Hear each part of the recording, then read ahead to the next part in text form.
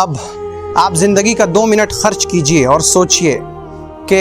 روزے میں آدمی کھانے سے رک جاتا ہے، یعنی روزہ رکھوا کر بندے کو یہ مشق کرائی جاتی ہے کہ جب تم روزے کی حالت میں اپنا کھانے سے رک جاتے ہو تو پھر تم دوسروں کا مال کھانے سے بھی رک جانا، جب تم روزے کی حالت میں حلال کھانے سے رک جاتے ہو تو تم حرام کھانے سے رک جانا۔ اب حقیقی روزے دار وہ ہے جو روزے کی حالت میں کھانے سے رکنے کے ساتھ ساتھ روزے کے علاوہ عام دنوں میں اور روزے کے ایام میں بھی وہ دوسروں کا کھانے سے رکتا ہو، وہ رشوت کھانے سے بھی رکتا ہو، وہ دوسروں کا حرام مال لینے سے رکتا ہو، وہ اپنے منہ میں جب بھی کوئی لقمہ لے جائے تو پہلے سوچے کہ یہ لقمہ میرے لیے حلال ہے یا حرام۔ اگر کوئی شخص کھانے میں حرام سے نہیں بچتا، وہ دوسروں کا مال کھانے سے نہیں بچتا، تو اسے اس کے روزے کا کوئی فائدہ نہیں۔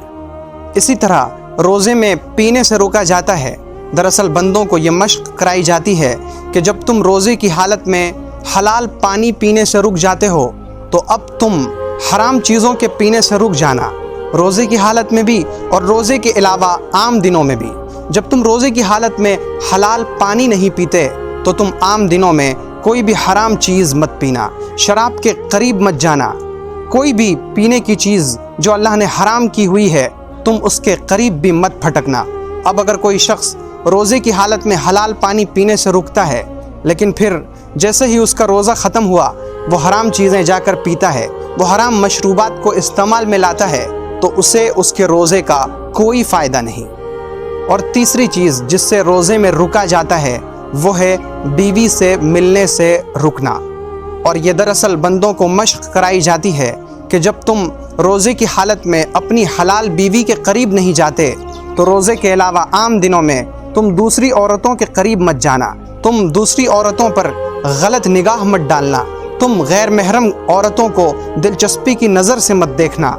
اور حقیقی روزے دار وہ ہے جو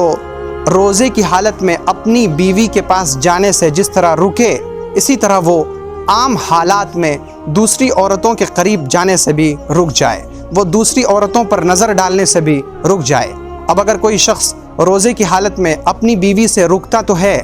مگر وہ دوسروں کی بیویوں پر نگاہیں ڈالتا ہے، دوسری عورتوں پر نظر ڈالتا ہے، تو اسے اس کے روزے کا کوئی فائدہ نہیں۔